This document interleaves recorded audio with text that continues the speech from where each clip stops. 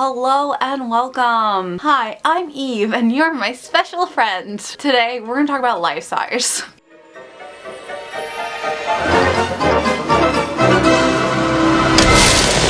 Life Size was released in 2000 for the Wonderful World of Disney, so it was on TV only, but it was a really huge hit, a really huge cult hit, and as we all know today, Life Size 2 is premiering. So we're going to talk about both of these films, starting with this one. Life Size stars Tyra Banks as Eve and Lindsay Lohan, as well as Jer Burns, who plays Ben, Casey's father. It's been a long time since I've seen this film, but I didn't forget parts of it because it is a really heavily memed film at this point, especially when you see the scenes with Tyra Banks as Eve typing.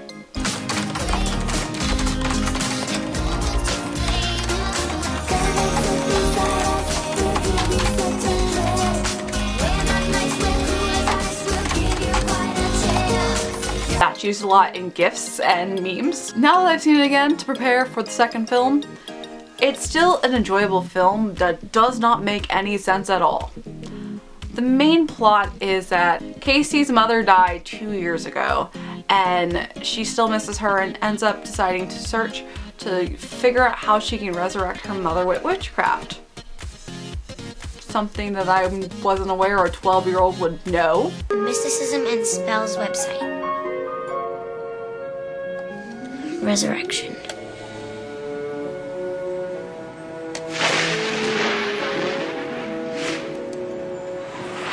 Looking to bring back a lost soul? Try Hallcross Books of the Dead. But apparently that's what happens. She only has her mother's brush left with her hair in it as DNA, and she uses that to be a part of the altar after borrowing a book that she didn't have enough money to pay for, so she wrote an IOU note instead.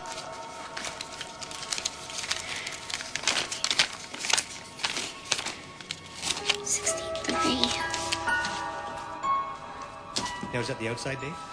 No, we really appreciate it, so I'll let my customer know.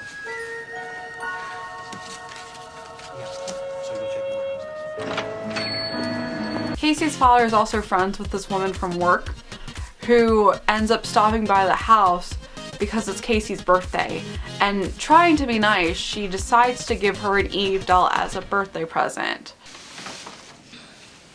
Oh, what do you know? A doll. But not just any doll. May I? This is a very special doll. I would have the same exact reaction, especially because I'm not the biggest fan of dolls, period. And this woman continues to be an idiot and mess up more of Casey's things. I was very agitated myself watching her because you're not even dating him at this point. It's his child. What is your purpose? You don't have any relation. Why are you trying to be a motherly figure? What a great room. Look at all the trophies you have, Casey. No! No! Oh, I'm sorry. Oh, let me help you. No! Don't touch anything. You don't have any right to be here. There's no relation to you. You're just being really pushing, and I'm really turned off by your character. But of course, it has to be that way or else we don't have this plot happen. And sees the Eve doll just laying there and trying to be helpful, she takes her mother's brush and brushes the doll's hair instead, causing Casey to not realize it and casting a spell for the Eve doll to come alive instead of her mother. Oh, look at you.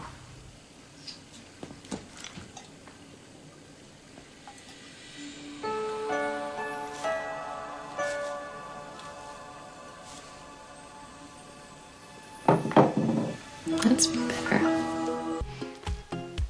In seriousness, I would have loved to see a different movie where her mother actually came to life because I feel so bad for her as well. If I was in Casey's shoes, I would never ever forgive this woman for screwing up the one chance to have resurrection. Especially that you realize that it happened and that magic was real. I would have been so angry. But it's a comedy instead and everything's lighthearted, so Eve is here to help teach her lessons in a sense and be a different type of motherly figure, as well as learn how to survive in the real world. The rest of the movie is a very simple plot. She has a couple days to go through living in the real world with her Barbie lifestyle, because she's Barbie, but you can't copyright Barbie, so it's Eve, it's something else. Watch Eve drive her fun and sun convertible to the mall and see what this lady can do.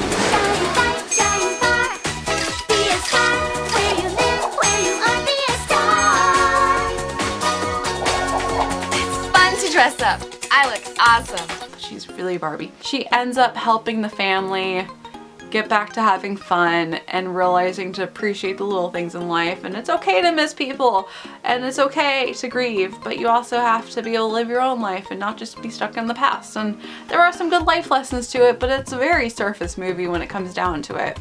Some of the jokes are funny, but it really didn't make sense the whole time, and I felt like there wasn't that much character depth overall. It's very basic, the writing isn't the greatest, and there's nothing that's really special about this. It's enjoyable, but it's not a really well done film.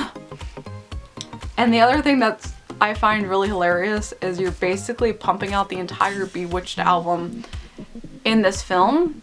There's a couple different songs that are played during a couple different parts of the movie, and if you're not familiar, Bewitched was a very, very popular girl group back in the early 2000s, late 90s. They also had their song in Smart House, which we talked about earlier in the year. So their marketing team really, really pushed them forward. I was a really big fan of them myself, so I didn't mind this because I still love their music, and they're a group of Irish girls, which makes me happy.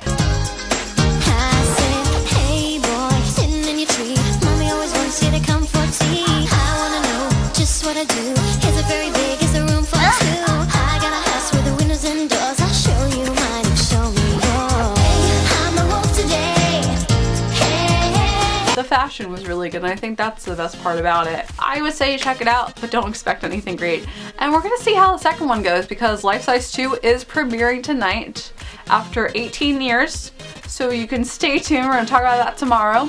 And as always, I hope you have a magical day, and I will see you real soon.